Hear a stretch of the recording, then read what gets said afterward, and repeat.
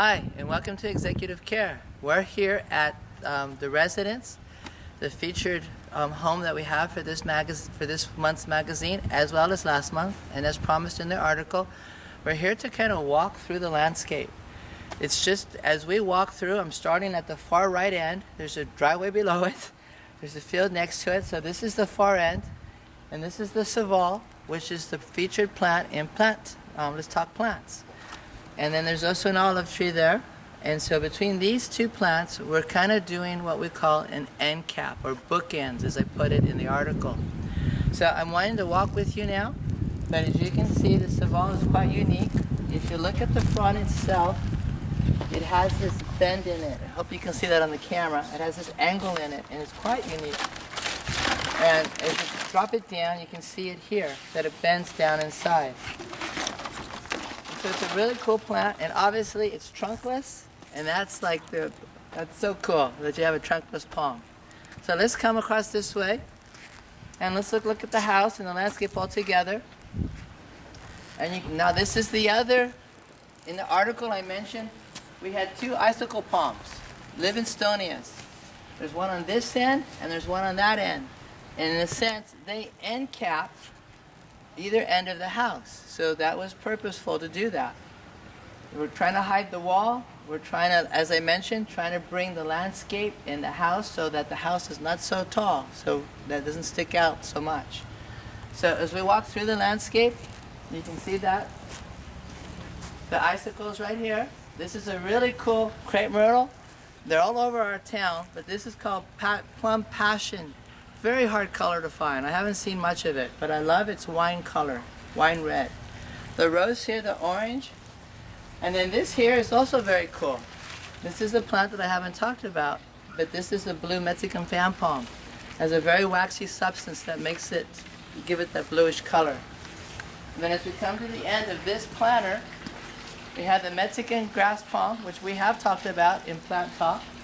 And then coming to the front door, we have this weeping cedar, which is really cool. I love this cedar and the crook in it and all that. Then we come up to the steps, and we have a little courtyard with a fountain. We have what we would call, this is a cousin to the sago palm. This is just as old as the sago palm. We have fossil records and dinosaur paws with this guy.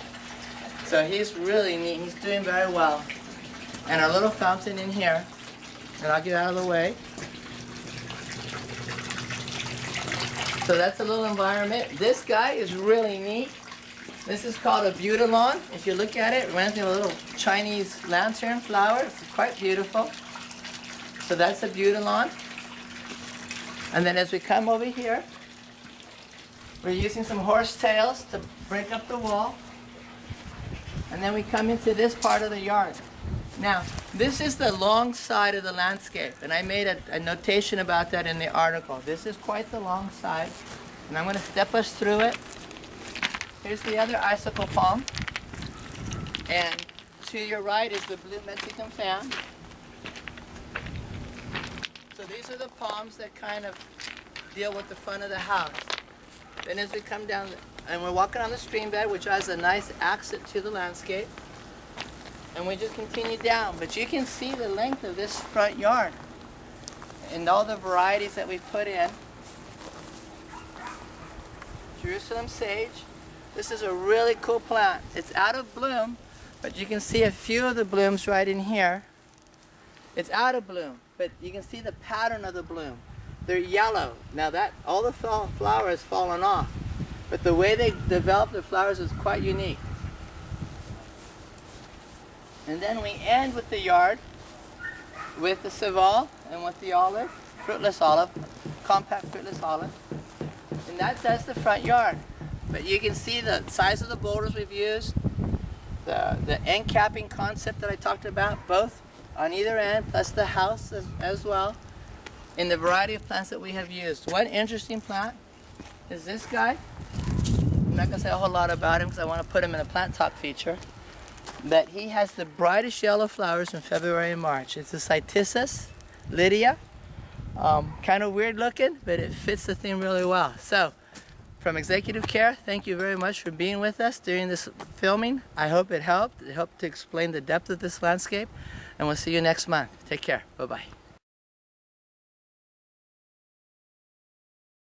Okay, hi, and welcome to Executive Care. We are now in the backyard of the featured home for this month, as well as the month of August. We have featured this home. In our article, we speak about this reflection pond here and how it came to be. So there's before what you see here was a bunch of Raphiolleptis, as you'll see in the picture of the magazine. And let me just be a little quiet right now and not talk, so you can kind of look at and listen to it close up. See Mr. Turtle down there having a good time.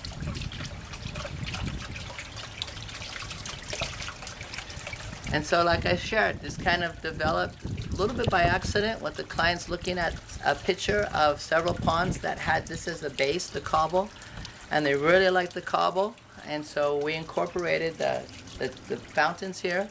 One is the fountain, and the two are called splash rocks, and there's two on either end, and so it's just nice complementary with the backdrop of the pindo palm. This palm is really cool. The dates, that little fruit that it has, they're very edible and they're very sweet, and in their native habitat they actually make jelly from them. So this is our reflection pond, our featured little art thing for the month. Hope you've enjoyed the filming. We'll continue doing it each month, so look for it. And I thank you for your support and have a good day. Take care. Bye-bye.